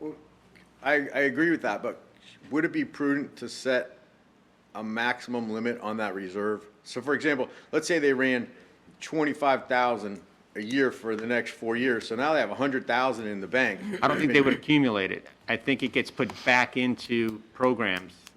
No, but No, but that's a good point. I'm not saying it right. So if they made $49,000 profit, they're going to keep that in the bank for future shortfalls. Right. They have no maintenance to do ever, so there's no renewal and maintenance except for their equipment. Yeah, they shouldn't in 4 years have $100,000 Exactly. sitting. So we need to put a Right. cap on what that. Yeah, and we can talk about that in the agreement. Okay. But that's a great point, because if they just Then keep they have adding $2 in million 49, in there and we're 49, paying- right. Yeah, that's a good point. Well, I Do you want to imagine, throw out a cap on it? No, I mean, they can work that out. Yeah. Mayor, we're actually going to hash all this out at the workshop, right? Yes. Yes. Yeah, Yeah. okay. But that was a good point to add that in there into the discussion, so. Okay, that, unless anybody had any more comments on that? On that one, no. Okay, that's all that I had, and I'll just wish everybody a Merry Christmas, and won't see you till after the first of the year. All right. Mr. Simpson, do you have anything tonight? Just wish everybody Merry Christmas. Sorry we didn't get to have our Christmas party. Don't show up Saturday. Yeah, you can, but, but hope everyone has a Merry Christmas and see you next year. Great, thank you, Mr. Simpson. Val's not here, but Mr. Gutakis, do you have anything? All right. I have a few things. I was going to bring up the discussion of with Pictona and Holly Hill Fitness Center there, but Joe already went over that. I do want to strive to keep Holly Hill in the name. Originally it was talked about Holly Hill Fitness, maybe Holly Hill Activity Center, maybe both. I would like that to be the main name.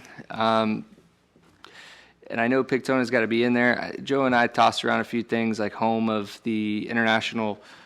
Can I say that? Is that out there yet? Can I say that? Yeah. License plate for that? The Hall of Fame. So I don't know if that's out there yet, because I know that they're still trying to get them to come in. So, But I really, really, really, really would like to see that name.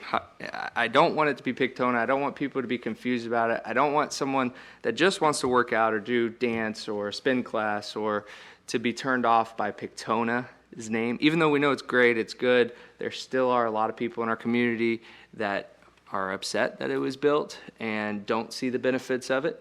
And that is a perception. And for them, for everybody, perception is reality. So I don't think it'll be a sticking point with the Martins, especially if we loop it back to it. But I think it's a good program, looking like it could be a great thing for Holly Hill. So I look forward to talking more about that. You all can comment on that on your own time. As some of you may have seen, and Commissioner Penny was there with me on Friday night to do the Christmas tree lighting, and I didn't really have too much planned, but it went all right. So there was a lot of positive comments on it. We got the Christmas tree lit up, and I just want to make sure to thank Joe and Val and all the employees that did it, especially Steve Yunks, who was here on his own time helping us to turn it on, and Manny as well, who came in to help turn on those lights as well. In that live video, I announced the Christmas light competition. I hope I didn't scare the commission when I threw that out there, because I thought of it a couple days prior. I talked to Mr. Forte about it, and I wanted it to be a commission initiative. But last year we did Light Up Holly Hill, and we could call it Light Up Holly Hill again. But I really wanted to make sure this Christmas that people are going to put out lights and incentivize that, create a friendly competition. We're not putting any money towards it or anything like that.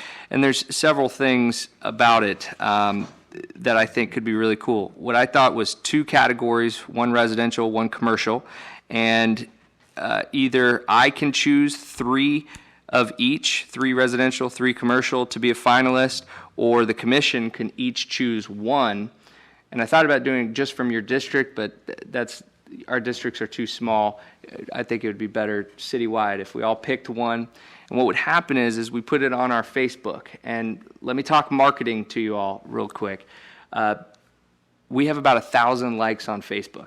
And if you're a business wanting to get more people involved in what you're doing, seeing our announcements and seeing all these things, we need to drive more residents to there. And one way to do it is for people sharing your page. And so the reason why a lot of companies have these types of, in fact, Denise Marquez does it with her business, with the American flags. And so you send in a picture of a cop who really wants to win it, and whoever gets the most likes and shares ends up winning that. So we would put it out to the people for a vote. So people would have to like it to do that. We would get a lot of shares. I think the page would get more traction out there, so citizens could see our page and then be able to hear more directly from us, because honestly, they're not checking our calendar on our website very much, and that was brought up tonight by Mrs. Heller.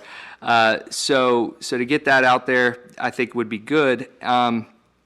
So we would post it on social media from the city's page, and the winner would get, just recognition, bragging rights. We'd print them a certificate that, they're the champions of 2020 Christmas light competition. How do we get around Twilight 2 being the automatic winner? Well, I think you can't win back to back. You know what I mean? So because they won last year. So they'll probably be the winner the first year, I would say, of the commercial. I mean, I don't see them not getting it, but this year. Right. So they, Yeah. I would definitely put them in as a finalist, and I'm sure people would vote for it. So they may be the first winner commercial, but it may just get some rah-rah going on in our city. So, Commissioner Penny? I think it's a wonderful idea. But Proposed 60 days too late. Christmas is 17 days from today. We don't have any criteria for winners. We don't have the ability to advertise it. People that are going to put up lights are going to put up lights. A lot of people are down and out, and it's just not a normal time. I know we want it to be normal, but if you went and tried to buy Christmas lights at Lowe's tonight to win this competition, you'd be hard pressed. Well, I don't think anybody's going to go and buy lights. I still got to put up mine. I haven't put up mine. My neighbor did, and I'm going to put it up probably in the next couple of nights. I just think And I don't want to advertise it. I don't want to spend money on it. It's but- just, but so- you know what the end is, John? And I'll get to what you're saying. I get it. But the end is, I remember when I was 17 years old and I lived at my parents' house on Eagle Drive, and I decorated the heck out of the house, and it looked great. UBIC came around the neighborhood and gave us the award for that. I felt so good, man. I didn't do it because I didn't know they were having a competition, but I felt so good because the pastor showed up at my house and said, great job. And then, and I posted about it. I think back then it was MySpace, oh, won this, told my friends, bragging rights, all of that stuff.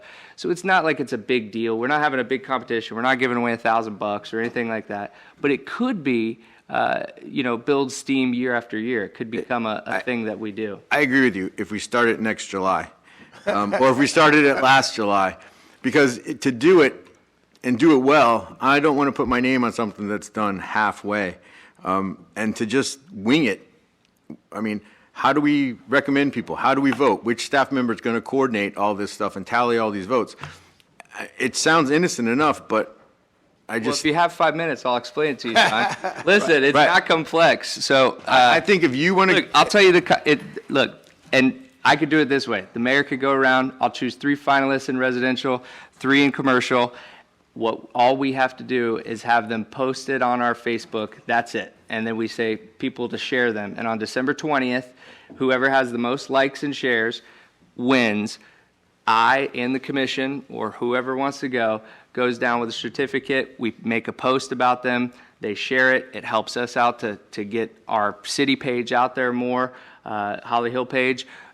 And so there's no complication to it. But if we want to make it more complicated, we can down the line. But I wanted to also open it up to the commission in case each of you, this is Commissioner Penny's choice. This is Commissioner Curry's choice. I just don't see anyone beating Twilight 2. So why even have a competition if you can't beat the New York Yankees? Why play?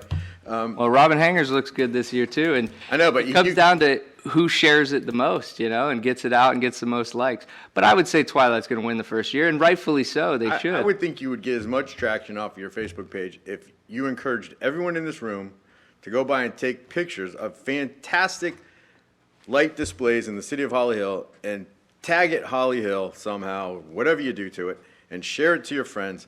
That's going to get you as much traction as trying to invent some kind of half-ass contest at the last minute. It's not true. It's just not true. So from a marketing standpoint, actually, the people that get nominated will be the ones sharing it to their friends and pushing more people to the page. So that's the marketing point to it. So I don't want you to say it's half-assed. This is a marketing standard At that the end goal works. Are we doing a Christmas light contest, or are we trying to promote our Facebook page? What's the end goal here? Both. You don't have to have one or the other. What if you don't have a Facebook, right? I think it's great for a citizen to I think it would be too. that if we had decorate it and they planners, get we had recognition certificates, and for we it had from. trophies. If We could they have get little- recognition for it from we could have a the city, personalized ornament made for Virginia used to have ornaments. we could made do for that people. next year. I know, that's what I'm saying. Why do it half-assed this year? That's just It's not my half-assed. opinion. John, you know what we give away for your positivity award? A yard sign. Right? And Come it was well- on. It was well thought out. It's a yard sign.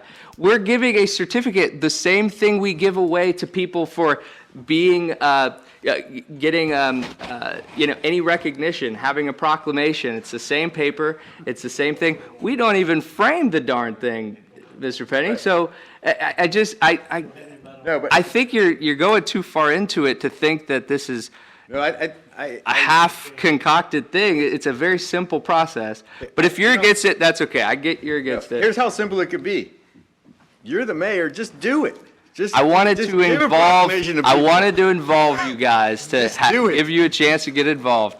I don't have the Facebook, so I wouldn't know where to start. Yeah, you don't know where to start. That's right. I'm covered. That's right. But I will look at houses and recommend them to you. So I'm here. Would any other commissioner like to help me choose? I think we just got to Finalists. If not, I'll just choose them all. Aware of, if we see something spectacular, we know the Twilight is there. So I mean, if somebody They'll else, probably win this year. if That's for somebody sure. else sees something spectacular, man, it's like pass it on. So the question is then, if we want to do this from the Holly Hill page, because if the commission is against it, then obviously we can't use the Holly Hill page. I'll use my mayor's page if needed. But it was a whole thing just to do it from the city of Holly Hill. I thought it's a good effort. Doesn't cost us a darn thing. It may cost you 20 minutes of driving around to pick out your one pick, but I think the thing that would have been better for me, because I'm a planner, I'd like to know the details. I think it would have been, I'd be rah-rah-rah if this was September 15th right now. And we could put a plan together, how are we going to process this, how's it going to work? So, I mean, to me, I'm the Grinch if I don't go along with it, so do whatever you want, I don't really care. That's what I thought. Great. I don't really care. It doesn't affect me one way or the other. If I can throw my 2 cents in for you. Go ahead. Mayor. It was already announced and shared, at least the last time I looked at it, I only went on once, 890 times, so it may be over 1,000 shares already on that. So it's already been broadcast. To what level people are going to get involved, I don't think matters. no one's going to go out to this year. So if we want to just do it as the extra stuff. mayors, I don't think if the other 4 commissioners don't want to participate, it doesn't mean you can't still do it as a mayor's challenge, so to speak, and keep it on the city's Facebook page. I don't Okay, think so we have can to still not- do it on the page. Yeah, I don't- Unless there's. I'm not opposed to you putting it on the Facebook page. Yeah. I'm hung up on the process. That's just me being anal. Sorry. Devil's in the detail. Mayor, if I may. Yes. Great idea, but also I'm a planner. You can ask my husband, I drive him crazy. I drive my kids crazy. You drive me crazy anyway. Well, that's true. But this year, I support you doing the mayor's challenge. And then next year, let's plan it out a little better, and maybe I'll go buy more lights. And I'll There we go. nominate, I saw a nice display at 1065 Ridgewood Avenue that Yeah, hey, that's real close. I'd be considered. Not residential or commercial, unfortunately. How does Doesn't that- meet how our does that criteria. count? Right. All right. Well, moving on from that, wow, never Just thought. don't tell Lynn Smith, because she'll go spend $10,000 Yeah. tomorrow. Well, he'll be working a lot harder. Yeah. I agree, 100%. Dennis. Already heard the report on my house. All right. Standard. And then, as mentioned earlier, but Citizen of the Year, so we got to talk about that. I don't know if we need to make that tonight or at January. I guess it's the first chamber breakfast. Here's your challenge. The next meeting is the 12th for the commission, and the breakfast is the 21st. So it only gives me like a week and a half to get somebody's name on a plaque. I think it's doable. You know, I think we can get it done. So if you want to wait till the Well, I do have 2 names in particular that I want to throw out for consideration if we don't want to act on it tonight. The first is Michael Hoskins. He is a man who runs Heroes Hope Network here in the city of Holly Hill. And what he's done through COVID is he collected donations, food donations, facilitated all that, and dropped it off to many, I don't remember the thousands of drop-offs that he did, but they were thousands. I mean, it just blew up from people during COVID that needed money, and when the school wasn't going, when they shut down, and at first there was no way for kids to get lunch, so he delivered a lot of it all over Volusia County, a lot of right here in Holly Hill. He's a citizen here.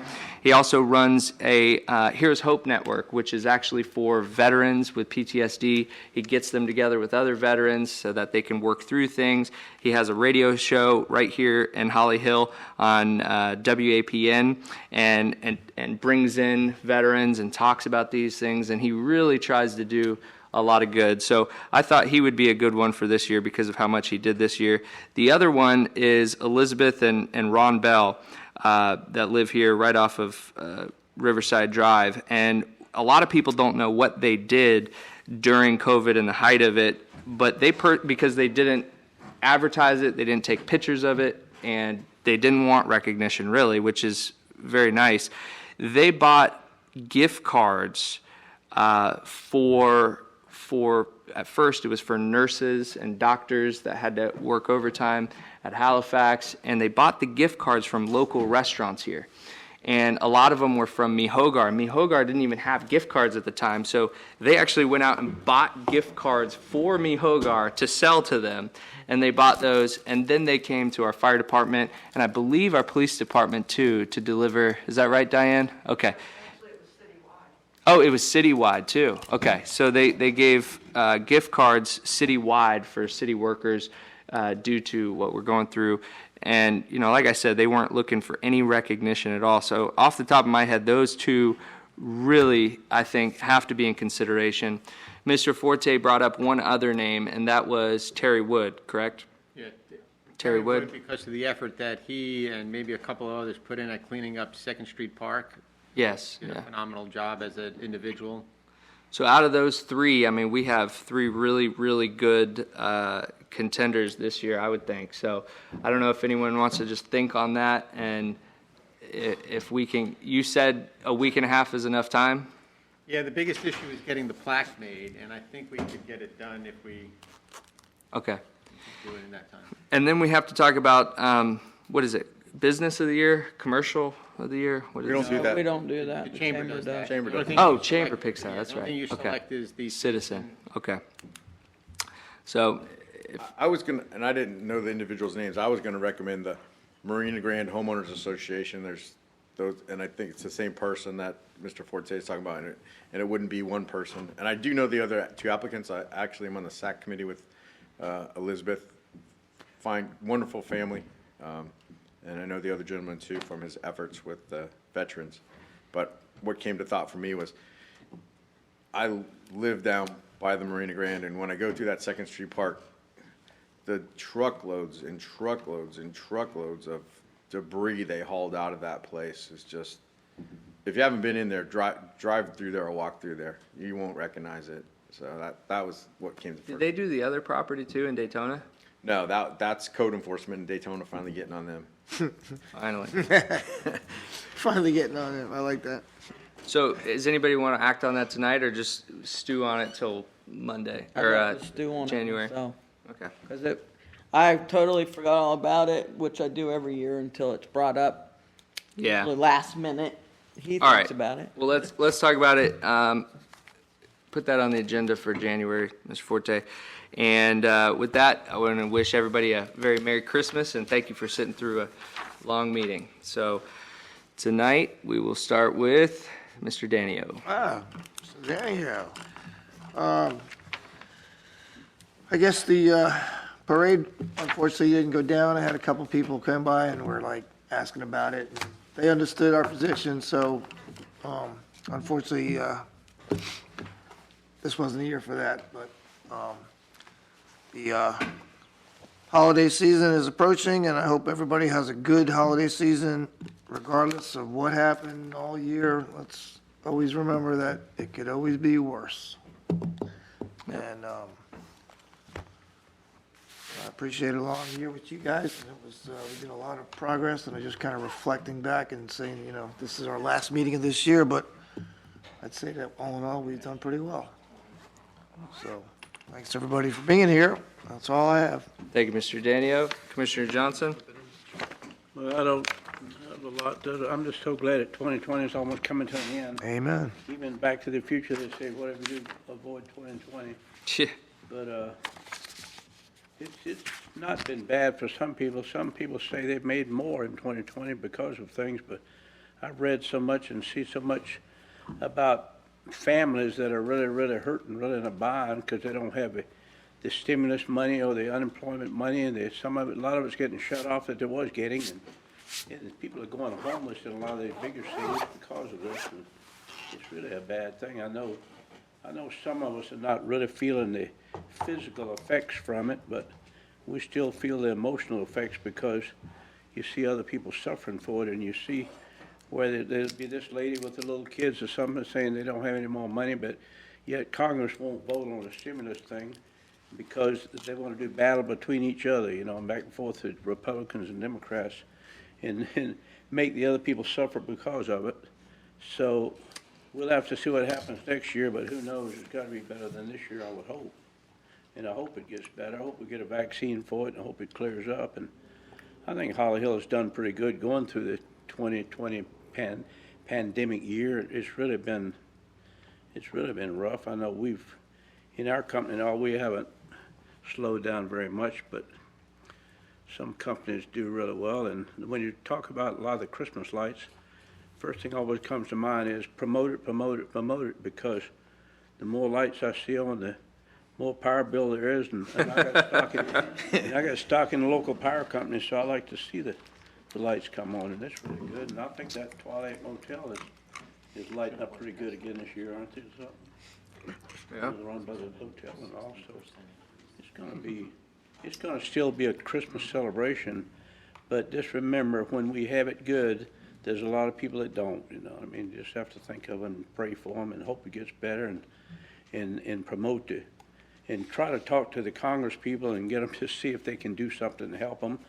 And then I was thinking about, like yesterday was 7 to 9 years ago is when, yesterday is when Pearl Harbor got attacked by the Japanese, and you don't take that for granted either. The only reason we got attacked that year and 2001 is simply because we let our guard down. We just let people slip up on you. When you let them slip up behind you, you can't let the military get weak. You got to keep them strong no matter what. I know it costs money and all, but you also got to encourage your congressmen to keep the military strong, because that could happen again. The Chinese are not just sitting on their hands and not doing anything, and they're buying up countries and even importing the land out of the countries back to their home and things to get the minerals out of it and things like that. Well, there's so many things going on. Have to keep in mind, but just remember we're blessed, but a lot of other people are not. All right. Thank you, Commissioner Johnson. And yes, our Congressman Michael Waltz is top issue for him. Military. He's a former Green Beret. He started a coalition in Congress of veterans, and he's working on behalf of many veterans. This Congress will be there will be the least amount of veterans serving in this Congress coming up than ever before in our history. And it's important that we do have the veterans stepping up to do that and putting our safety, I agree with you, first and foremost. And I will tell you, Congressman Waltz is right in line with that. So thank you for saying that. Vice Mayor? First of all, I'd just like to commend you on the tree lighting ceremony. Did a great job.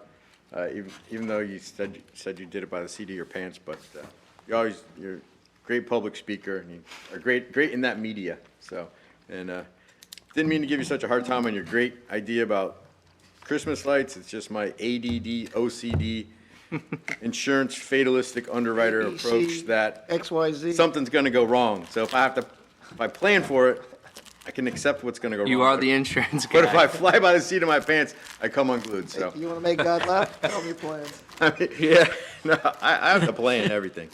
So anyhow, I support your idea. It's a great idea. I should have just shut up and said I support it, but I can't keep my mouth shut sometimes. So just hope everyone has a Merry Christmas.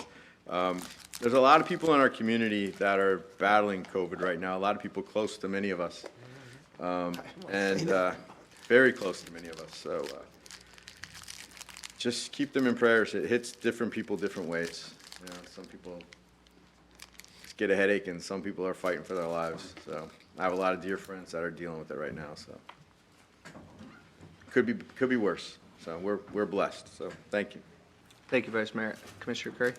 Thank you. And I also have had quite a few family members up north where I usually go, won't be going this year, that have been battling COVID since Thanksgiving. And it wasn't because they went out, that was prior to Thanksgiving. So I know how tough it's been on them. So I continue to pray every day for those affected, those family members, and that hopefully this vaccine is going to work and will be here quickly. And speaking of people that might be having a difficult time this time of year, I've already said something a couple of times, but the Christmas Club is having their food packaging. That's why I know your party is usually Saturday, because it's the same day. Their food packaging at R&R Roofing Saturday at 9 a.m. All COVID precautions have been taken. You're made to wear masks, gloves, and they're going to be trying to more socially distant the food packaging We're actually going to use larger space of the warehouse to be able to do that.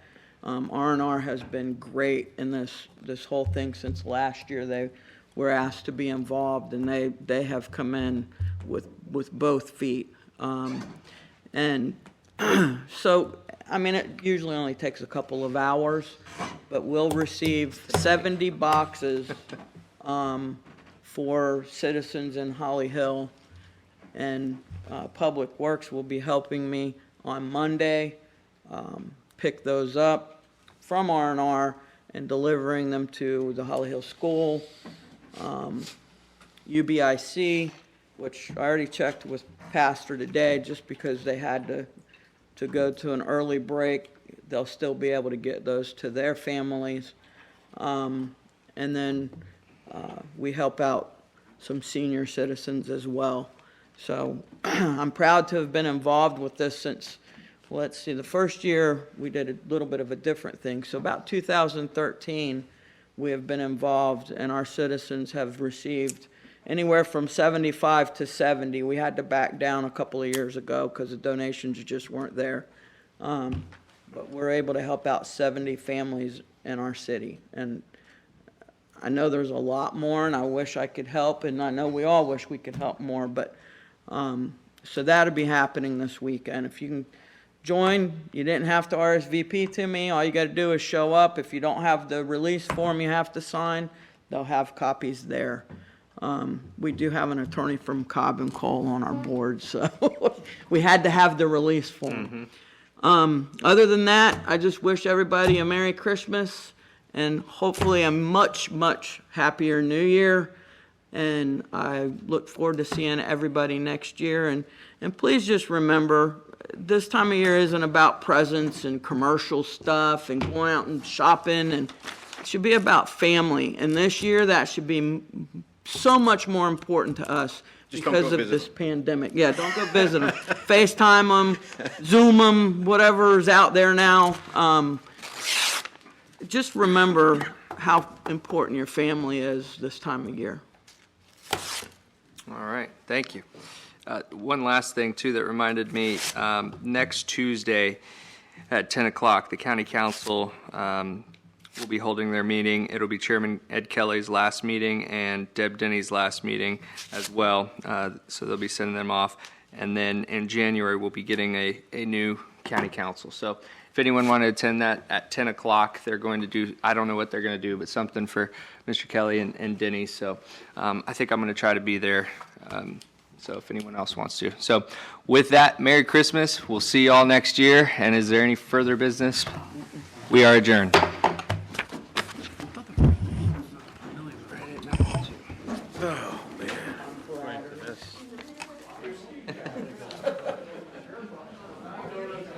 Your phone always blows up in the middle of these meetings. Thank you, sir. Hi, Heidi. Together, maybe? Probably in the first document. You too.